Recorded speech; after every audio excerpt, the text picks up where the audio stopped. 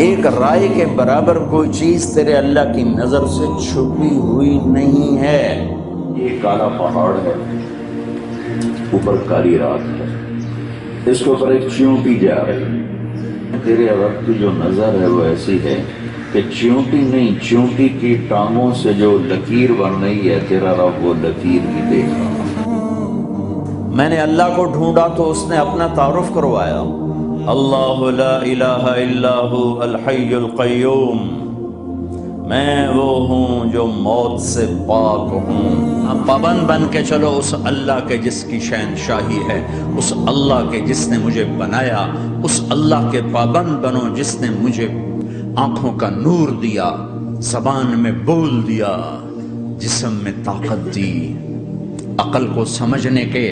اوصاف دیے۔ اس اللہ کے پابند بن کے چلو جس نے قرآن کو اتارا، جس نے دھرتی کو بچھایا، جس نے آسمان کو اٹھایا۔ آسمان کی چھت میرے اللہ کے قبضے میں ہے، زمین کا فرش میرے اللہ کے قبضے میں ہے، ہواؤں کے جھونکے میرے اللہ کے قبضے میں ہے، سردی کا موسم میرے اللہ کا ارادہ ہے، گرمی کی تپش میرے اللہ کا ارادہ ہے، بادلوں سے پانی کا گرنا میرے اللہ کا ارادہ ہے، برف کا گرنا میرے اللہ کی بادشاہی ہے، اور طوفانوں کا آنا، بجلیوں کا چمکنا، بادلوں کی گرج، موسموں کا تبدیل ہونا، درختوں کے پھل، پھلوں کے ذائقے، ذائقوں میں خوشبو، پھلوں میں مٹھاس، پھلوں کے اوپر کور، چھلکے۔ ایک انار ہی میرے رب کی قدرت کا شاہکار ہے، دانا دانا ذرا جوڑ کے دکھاؤ، پھر اس کو پردوں میں لپیٹ کے دکھاؤ، پھر اس کی پیکنگ کر کے دکھاؤ، پھر اس میں رنگ بھر کے دکھاؤ، پھر اس میں ذائقے بھر کے دکھاؤ، گائے کے تھن سے نکلتا دودھ دیکھو،